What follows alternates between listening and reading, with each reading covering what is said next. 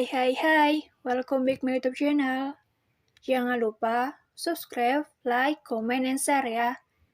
Oke, next. Kita lanjutin ya ceritanya. Bab 57. Perbuatan Ibu Nita ketahuan. Lain halnya di tempat lain. Saat ini, Ibu Nita tengah bersantai di ruang tamu. Tak lupa, sepasang kakinya yang ia letakkan di atas meja. Ibu Nita begitu sangat asik menikmati buah-buahan segar sambil memainkan ponselnya. Dan di belakang tempat duduk Ibu Nita sekarang, ada satu pelayan yang siap melakukan perintah Ibu Nita. Sudah 30 menit lamanya, pelayan itu berdiri. Akan tetapi, Ibu Nita tidak merasa kasihan kepada pelayan itu. Baginya, pelayan adalah babu yang tidak perlu dikasihani. Hidup Ibu Nita pun kembali normal. Tidak ada lagi yang menerornya setelah teror mayat waktu itu. Dan Ibu Nita pun benar-benar melakukan hal keji, yaitu memotong halus tubuh mayat yang ia temukan. Akan tetapi, Ibu Nita tidak tahu kalau ia sudah masuk dalam perangkap. Saat ini, kedua pasangan harmonis itu tengah menunggu makanannya datang. Sedangkan sekretaris Abai berada di meja yang tak jauh dari mereka berdua. Sesekali Naya menguap, dan itu tentu saja diperhatikan oleh Daniel. Daniel yang melihat istrinya yang seperti itu kembali mengantuk, segera bertanya, "Apa kamu mau tidur, sayang?" Tanya Daniel lembut. "Ah, tidak sayang," jawab Naya langsung diikuti gelengan kepala darinya. Saat Daniel ingin kembali berbicara, pesanan mereka pun tiba. "Permisi Tuan dan Nona, ini makanannya. Selamat menikmati, semoga kalian berdua suka," ucapnya dengan ramah setelah meletakkan makanan milik Daniel dan Naya. Mereka berdua hanya memesan 2 porsi. Karena itu, sesuai keinginan dari Naya yang tidak ingin terlalu berlebihan. Daniel pun hanya bisa menuruti keinginan istrinya itu.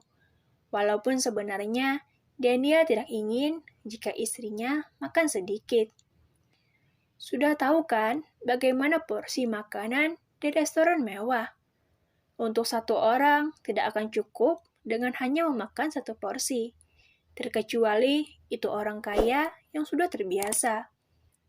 "Ayo makan sayang, kalau mau lagi bilang ya," ucap Daniel dengan lembut. "Atau mau aku yang suapin?" Sambungnya menawarkan. Naya mencengir kuda, ia pun menganggukkan kepalanya. Daniel tersenyum dan hendak menyuapi istrinya. Namun, Naya malah menahannya. Tunggu yang. Aku juga mau nyuapin kamu," tahan Naya. Daniel mendengarnya begitu sangat senang. Ia mengangguk dengan cepat. Mereka berdua pun segera memakan makanannya dengan cara saling suap-suapan. Tentu saja, pemandangan itu menjadi pusat perhatian orang-orang. Banyak yang iri dengan mereka karena begitu sangat romantis. Melihat momen seperti itu, sekretaris Abai langsung memotretnya. Bukan hanya ia, tetapi beberapa pengunjung restoran. Mereka mengenali Daniel, seorang direktur muda yang tampan.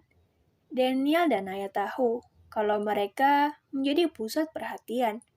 Akan tetapi, mereka tidak peduli sama sekali. Mereka hanya fokus menghabiskan makanannya agar cepat pulang.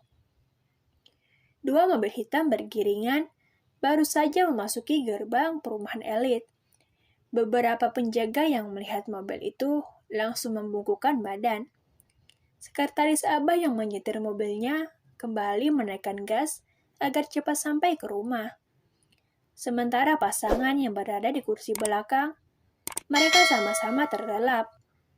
Tak lama kemudian, akhirnya mereka tiba di depan gerbang rumah Daniel. Sekretaris Abai menekan klakson mobil sekali, dan gerbang itu langsung terbuka dengan sendirinya. Beberapa penjaga yang berjaga di luar terkejut ketika melihat siapa yang baru saja tiba. Mereka semua berbaris di samping saat mobil itu berhenti. Sekretaris Abai melihat ke kursi belakang dan rada takut dan tidak tega membangunkan pasangan itu. Tetapi tidak ada jalan lagi. Ia harus membangunkan mereka. Tuan, panggil sekretaris Abai. Satu kali panggilan pelan dari sekretaris Abai langsung membuat Daniel membuka matanya. Ya, saut Daniel langsung. Betapa terkejutnya sekretaris Abai saat melihat Daniel yang langsung membuka matanya. Padahal ia memanggil Daniel dengan sangat pelan. Daniel melirik ke arah istrinya yang masih tertidur. Karena tak tega membangunkannya, Daniel memutuskan untuk menggendong tubuh Naya keluar dari mobil.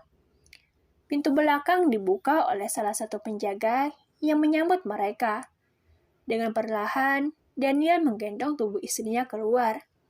Kedatangan Daniel dan Naya masih belum sampai terdengar di telinga Ibu Nita. Karena ia saat ini tengah menghukum satu pelayan di dapur. Daniel sudah masuk ke dalam rumahnya, dan ia berniat ingin langsung naik ke lantai atas untuk menaruh istrinya di tempat tidur. Sangat ingin masuk ke dalam lift, langkah Daniel terhenti seketika. Daniel mendengar suara dari wanita yang menggema di ruang dapur.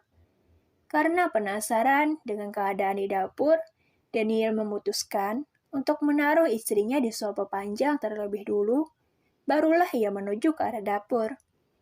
Sesampainya di dapur, mata Daniel membulat dengan perasaan terkejut. Wajah Daniel beritu marah. Ia menatap tajam ke arah pemilik suara yang menggema sebelumnya. Siapa lagi kalau bukan Ibu Nita yang masih belum selesai menghukum satu pelayan. Padahal pelayan itu hanya melakukan kesalahan kecil, dan itu hanya perlu meminta maaf. Namun, saat pelayan itu meminta maaf, Ibu Nita langsung menghukumnya dengan cara menyeret ke dapur.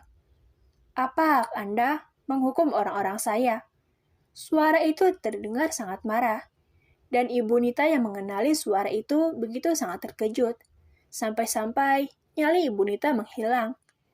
Cengkeramannya dari rambut pelayan perlahan ia lepaskan. Tubuhnya gemetaran. Terima kasih. Jangan lupa subscribe, like, komen, dan share ya. Dadah.